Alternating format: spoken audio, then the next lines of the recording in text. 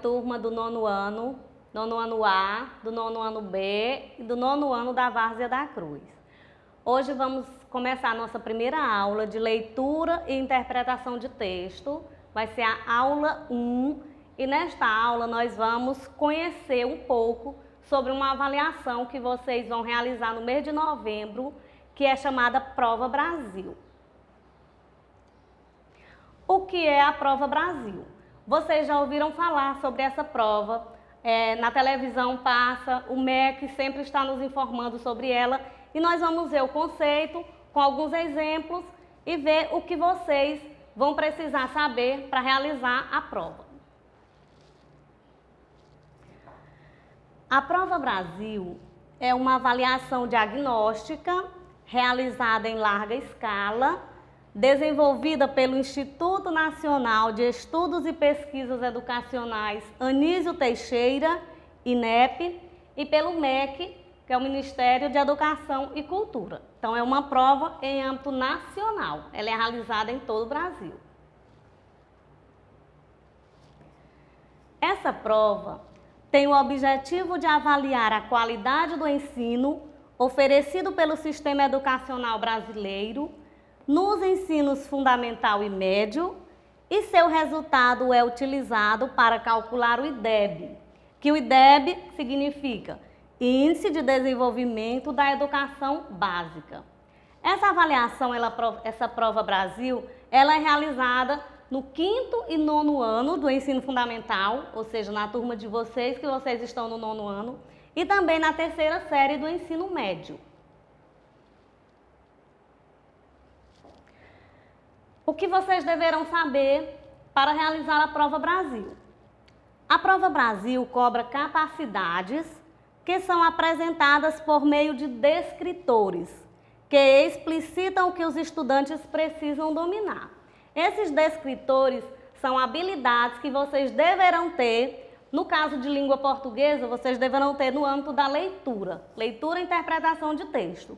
A Prova Brasil, ela também é realizada pela disciplina de matemática. As questões de matemática vocês vão ver nas aulas de matemática.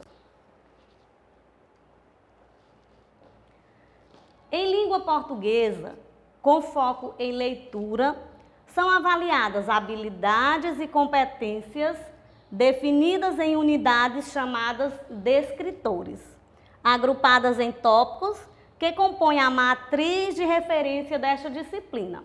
Na nossa disciplina de língua portuguesa, nós vamos trabalhar 6 tópicos distribuídos em 21 descritores. Na aula de hoje, a gente vai ver 3 descritores do primeiro tópico. Na aula seguinte, vamos continuar com o primeiro tópico, que são os 2 últimos descritores. Vejam aqui os tópicos para a nossa aula de hoje. Tópico 1. Procedimentos de leitura. O que vocês deverão compreender sobre os procedimentos de leitura? Descritor 1. Localizar informações explícitas em um texto. O que são informações explícitas? São informações que vocês vão encontrar claras no texto. Explícito quer dizer claro. Então, vocês deverão ter a habilidade de localizar uma informação explícita em um texto. Vamos ver 2 exemplos do descritor 1 mais adiante. O descritor 3, vocês deverão ter a habilidade de inferir o sentido de uma palavra ou expressão. O que é que significa inferir? Vocês deverão deduzir o significado de uma palavra ou de uma expressão que aparece no texto e, para isso, vocês deverão conhecer o máximo possível do significado das palavras da nossa língua portuguesa. Por isso, é interessante que vocês trabalhem muito a questão da leitura. Leiam sempre que for preciso. E o descritor 4, inferir uma informação implícita em um texto. A gente viu aqui no descritor 1 informações explícitas. No D4 temos informação implícita. Qual é a diferença entre elas duas? As informações explícitas, elas estão claras no texto. E as informações implícitas não aparecem claras no texto. Vocês vão ter que deduzir, inferir significa deduzir. Deduzir as informações de acordo com a interpretação que você fizer do texto, ok? Então, nós vamos ver exemplos desses 3 descritores que eu acabei de explicar.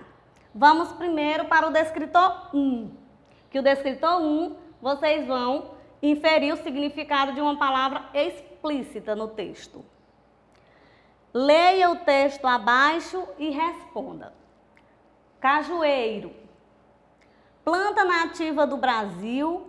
Seu tamanho varia de pequeno arbusto em solos pobres ou secos a árvore de altura superior a 10 metros, em solos férteis e bem supridos de água.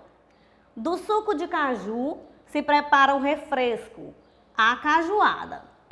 Aproveita-se também a madeira, a casca com propriedades medicinais e o óleo com propriedades lubrificantes. Contudo, o produto de maior valor é a amêndoa da semente. Esse texto foi retirado da Enciclopédia Barça. Na questão sobre esse texto, que vocês vão inferir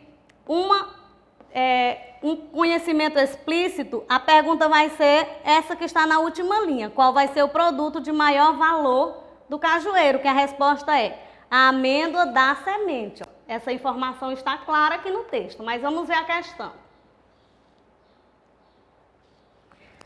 A questão relacionada ao texto que a gente acabou de ler, sobre o cajueiro. O produto mais valioso que se obtém do cajueiro é... Aí a resposta correta é a letra D, a amêndoa da semente. As outras alternativas, o refresco do suco, a madeira da árvore, o óleo lubrificante. Essas 3 informações, elas também estão explícitas no texto, só que elas não se referem ao produto mais valioso do cajueiro. O mais valioso é a amêndoa da semente. Então, vocês fiquem atentos também para isso, porque as outras informações também aparecem no texto. É obrigada a gente ver qual é a pergunta que está sendo feita para ver a resposta adequada. Próximo texto ainda do descritor 1. Leia o texto abaixo e responda a questão. Caipora é um mito do Brasil que os índios já conheciam desde a época do descobrimento. Índios e jesuítas o chamavam de caiçara, o protetor da caça e das matas. Seus pés voltados para trás servem para despistar os caçadores, deixando-os sempre a seguir rastros falsos. Quem o vê perde totalmente o rumo e não sabe achar o caminho de volta. É impossível capturá-lo. Para atrair suas vítimas, ele às vezes chama as pessoas com gritos que imitam a voz humana. É também chamado de pai ou mãe do mato, curupira e caapora. Para os índios guaranis, ele é o demônio das florestas. Às vezes é visto montando um porco do mato. Este texto foi retirado deste site aqui. Vamos ver agora a questão para vocês descobrirem a informação que está explícita no texto. De acordo com esse texto, os pés voltados para trás do caipora servem para atrair suas vítimas, despistar caçadores, montar um porco do mato ou proteger as matas. Se vocês voltarem ao texto, vocês vão ver que os pés voltados servem para despistar caçadores. Esta informação, ela está explícita no texto, está clara, está escrita lá no texto. Vamos ver agora o descritor 3, que é inferir o sentido de uma palavra ou de uma expressão. Para vocês dominarem esta habilidade do descritor 3, como eu já falei, vocês devem conhecer o máximo possível de palavras e expressões da nossa língua portuguesa. Por isso, a importância da leitura, de vocês lerem o máximo possível de leituras diferentes para conhecerem o significado das palavras da nossa língua. A Amazônia abriga uma riqueza de fauna sem paralelo. A palavrinha destacada nesta frase é fauna. No trecho acima, a palavra sublinhada pode ser substituída por qual o sentido da palavra fauna sem perder o sentido da frase? Onça, peixe-boi, mamíferos ou animais? Fauna pode ser substituída por animais, porque fauna significa um conjunto de animais.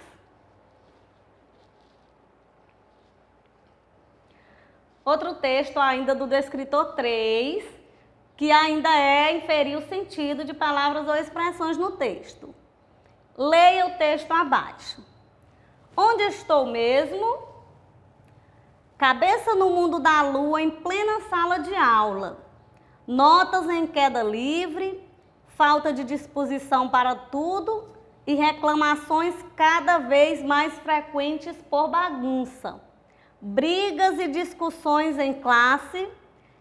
Se esse quadro lhe parece familiar, seu filho pode estar dormindo menos do que deveria ou na hora errada. Aqui está o site de onde o texto foi tirado. Vamos ver as questões. Nesse texto, no texto que a gente acabou de ler, onde estou mesmo, a expressão cabeça no mundo da lua significa que o filho dorme pouco à noite, é bagunceiro, está disperso. Disperso significa desligado, com a cabeça no mundo da lua, que essa é a resposta correta. E está fora da sala de aula. Observem que esse descritor 3, vocês vão ter conhecimento sobre as palavras e expressões da nossa língua. O significado de cabeça no mundo da lua não está no texto, mas pelo contexto a gente sabe que estar com a cabeça no mundo da lua significa estar desligado, disperso, sem observar a aula, no caso do aluno.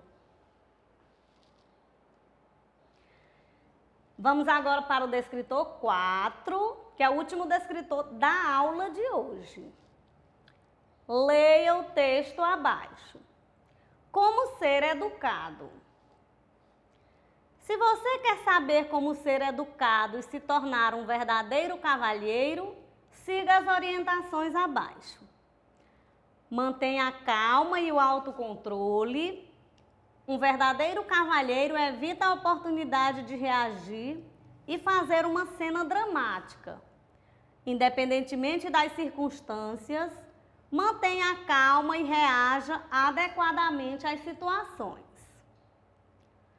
Nunca chame a atenção propositalmente para si mesmo desnecessariamente. Uma pessoa com boa educação é discreta e não espalhafatosa. Não fale vulgaridades. Pode não ser fácil às vezes, mas um cavalheiro se recusa a utilizar palavrões como meio de expressão. Não inicie nem responda uma discussão com declarações vulgares. Aqui está o site de onde o texto foi tirado.